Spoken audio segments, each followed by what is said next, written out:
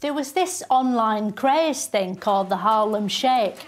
It was sort of like something that Alex Zane introduces clips of in 18 months' time, but now and on the internet.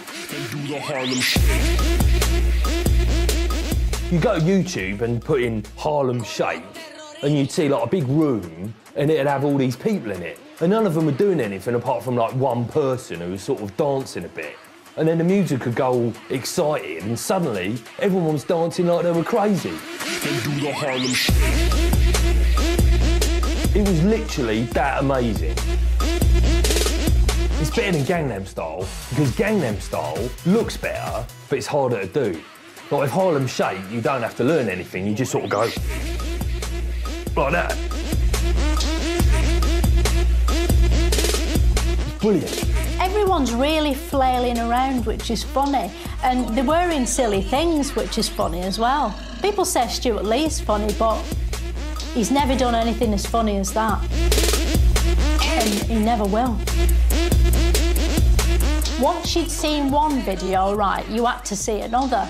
And the good thing was that everyone was uploading their own versions, right? So you got to see what it looks like when people in different rooms suddenly all dance. It was amazing. You'd see like a big room of people and then they'd all be dancing, which was fun. Or sometimes you'd see people all outside and they'd all be dancing, which was probably more fun. And then you'd see people in an old folks home and they'd all be dancing, which is funny because they're old. And then you'd see another one in an old folks home and you'd be like, OK, I've sort of seen that. Sometimes you'd see like all war men with guns and stuff, and you'd hear the music and you'd think, no way they're going to do the mad dance. That'd be mental. But then, right, they do it anyway. They do the Harlem Shake. It shows even men who've been trained to kill and have been handed implements of death by the state still like to let their hair down. They could probably do it as a victory dance, like on the battlefield, over the bodies of people they've killed. And the music's quite loud, which would drown out the screaming. And there were loads of people doing it in offices.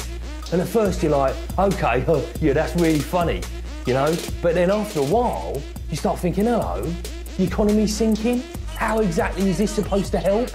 It's all well and good waving your arms around with a funny hat on, but at the end of the day, you've got a job to do. We all have. So pull your weight. Stop fucking dancing and get back to work, you selfish Harlem Shake bastards.